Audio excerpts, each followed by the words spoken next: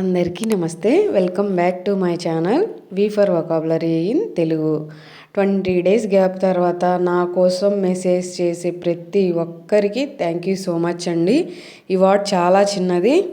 So soon నేను కొత్త ఐడియాస్తో అయితే మీ ముందుకు రాబోతున్నాను. నేనైతే లైవ్ అయితే చేద్దాం అనుకుంటున్నాను.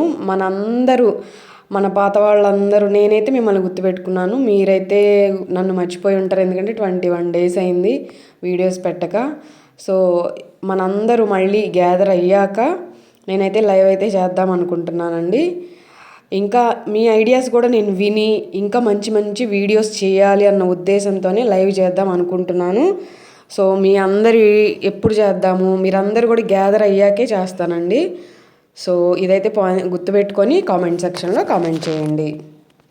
మన ఛానల్ గ్రోత్కి మీరు లేకుండా అయితే నేను ఎంత కష్టపడినా కానీ ఈ ఛానల్ అయితే ముందుకెళ్ళేది కదండి. మనం ఈరోజు దగ్గర 9K 8K దాకా వచ్చాము అంటే అది మీ వల్లే.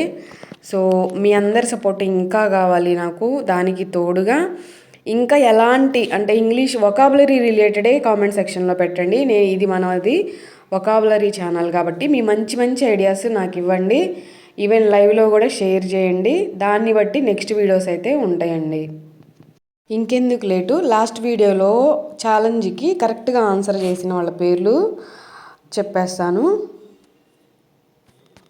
అనురాధ గారండి, జగదీశ్వరరావు గారు, వెంకట్ చిక్కిం గారు, నేను గుర్తున్నానో లేదో, కృష్ణకుమారి గారు, నీలు గారు, నెక్స్ట్ రమేష్ గారు అనుకుంటా. చిల్ అంటే అదే పేరు గుర్తుంది, మరి నాకు తప్పైతే కరెక్ట్ కామెంట్ సెక్షన్లో చెప్పండి. శశికుమార్ రావు గారండి, వీళ్ళందరూ అయితే కరెక్ట్గా ఆన్సర్ చేశారు. సో మీ అందరి సపోర్ట్కి చాలా థ్యాంక్ యూ సో మచ్. మనకి ఇప్పటికే లేట్ అయింది కాబట్టి ఇప్పుడు కరెక్ట్ ఆన్సర్స్ ఏంటి అనేది నేర్చుకుందాం. First challenge, don't drive too fast. మీరు ఎవరైనా ఈ వీడియో మిస్ అయ్యి ఉంటే ఆ వీడియో చూశాక మీరు కరెక్ట్ చేసుకోండి ఆన్సర్స్.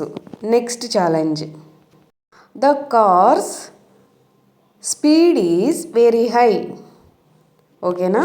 సో స్పీడ్ అనేది కరెక్ట్ ఆన్సర్ అనమాట. సో ఈరోజు మనం ఒక్క పదానికే ఫుల్ ఫ్లెడ్జ్డ్గా ఎలాంటి డౌటు లేకుండా మనం ఈరోజు ఒక కొత్త పదాన్ని అయితే నేర్చుకుందామండి. అదేంటి అనేది సబ్జెక్ట్లోకి వెళ్ళిపోదాం. ఈరోజు మనం నేర్చుకోబోయే కొత్త పదం వచ్చేసరికి విజిలెంట్. ఎలా పలకాలి ఆ వర్డ్ కింద ఇచ్చాను చూడండి. విజిలెంట్ అంటే జాగ్రత్తగా ఉండే, అంటే ఎవరైనా సరే చాలా జాగ్రత్తగా ఉండడం, అప్రమత్తంగా ఉండడం అని ఒక మనిషి యొక్క బిహేవియర్ లేదా కండిషన్ని చెప్పాల్సిన సందర్భంలో మనం విజిలెంట్ అనే ఇంగ్లీష్ పదాన్ని వాడతామండి ఇంగ్లీష్లో మాట్లాడాలి అంటే. సో దీనికి ఇంకెన్ని అర్థాలు ఉన్నాయి ఇప్పుడు తెలుసుకుందాం.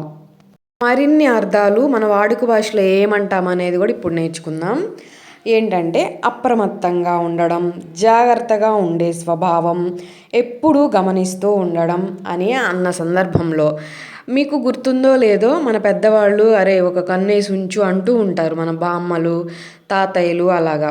సో దాని అర్థాన్ని మనం ఇంగ్లీష్లో మాట్లాడాలి అంటే అర్థం ఏమిటి? విజిలెంట్ అనే పదాన్ని మనం ఇంగ్లీష్లో వాడచ్చు అనమాట. సో ఇది ఒక లక్షణాన్ని గుణాన్ని తెలుపుతుంది కాబట్టి అడ్జెక్టివ్ అండి, గుర్తుపెట్టుకోండి. ఈ పదాన్ని వాడి మనం ఎగ్జాంపుల్స్ చూద్దాం, అప్పుడు ఈజీగా ఇంగ్లీష్లో ఎలా మాట్లాడాలి అనేది అర్థమైపోద్దండి.